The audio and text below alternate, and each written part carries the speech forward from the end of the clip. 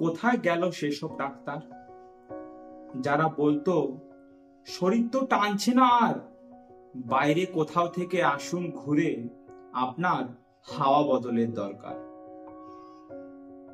তারা বলতো চলে যান সবুজ ঘাসে ঘেরা কোনো এক উন্মুক্ত প্রান্তরে, যেখানে দূর থেকে ভেসে আসে পথ ভোলা কোনো রাখাল বালকের বাঁশি। শিশিরে ভেজা সকাল হেসে ওঠে সূর্যের প্রথম কিরণে, আর খিলখিলিয়ে বলে, ওগো আমি শুধু তোমায় ভালোবাসি। অথবা চলে যান শাল শিমুলে ঘেরা পরিযায়ী পাখির কলতানে মোড়া এক গহীন অরণ্যের অন্তরে, যেখানে গ্রীষ্মের দাবদাহে মৃতপ্রায় কর্দমাক্ত খাল থেকে তৃষ্ণা মেটায় বাঘ, হরিণ আর বাইসন একই সাথে,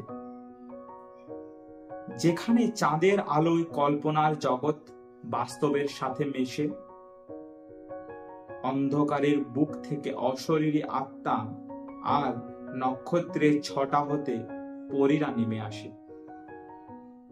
অথবা চলে যান রাজহাঁসের পালকের ন্যায় মোলায়েম তুষারে ঢাকা পাহাড়ের পাদদেশের একটি ছোট্ট গ্রামের একমাত্র হোমস্টেতে, যার মালিক কথায় কথায় অতীতের কথা পাড়ে আর বলে কিভাবে এই বছরটাই খালি মন্দা, আর অন্য বছর এই সময় টুরিস্টদের ভিড় উপচে পড়ে। কে জানে আজকাল ডাক্তাররা কেন প্রেসক্রিপশনে হাওয়া বদলের কথা লেখে না আর। সব দুঃখ, চিন্তা আর উদ্বেগ বুঝি অ্যালোপ্যাথির গুণে মেনেছে হার। নমস্কার।